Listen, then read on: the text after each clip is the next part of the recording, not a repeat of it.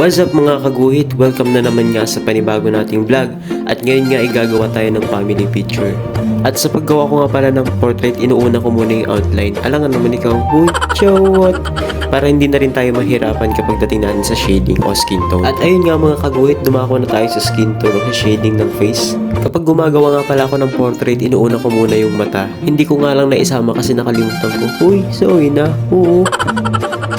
So karamihan nga pala sa mga gumagawa ng portrait o sa mga artist, inuuna muna yung mata, pero depende pa rin yan sa kung ano man yung prepare namin. At sa paggawa ko nga pala ng portrait mga kaguhit ay inuuna ko muna yung mga dark parts mula sa reference para nga mas mabilis kong makita yung kalalabasan o hindi na mahirapan sa pag-blend ng skin tone. So itong ginagawa ko nga palang portrait mga kaguhit ay family picture ng aming konsehal dito sa bayan ng Palanan.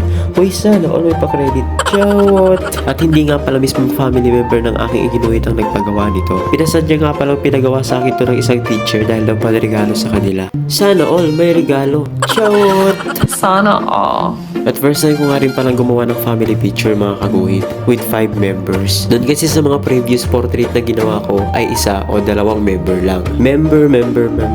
Habang tayo nagdodrawing, huy hindi na nawala yung spoken poetry ni Queen Jasmine. Chahot!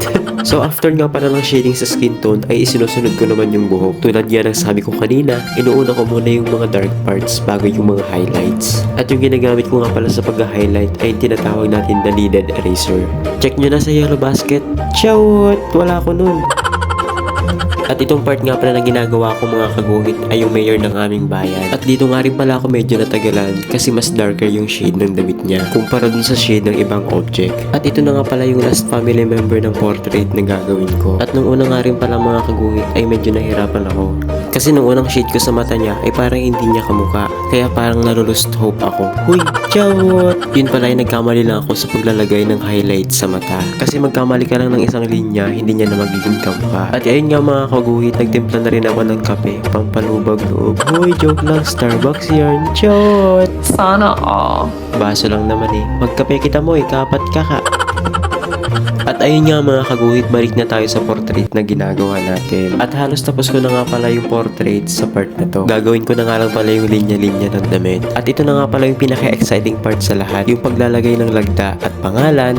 Bale, ito nga pala yung reference ko at hindi ko na nga pala isinama yung pinakang background niya. So, ito na nga pala yung pinakang final output ko. Salamat sa panonood. Bye-bye!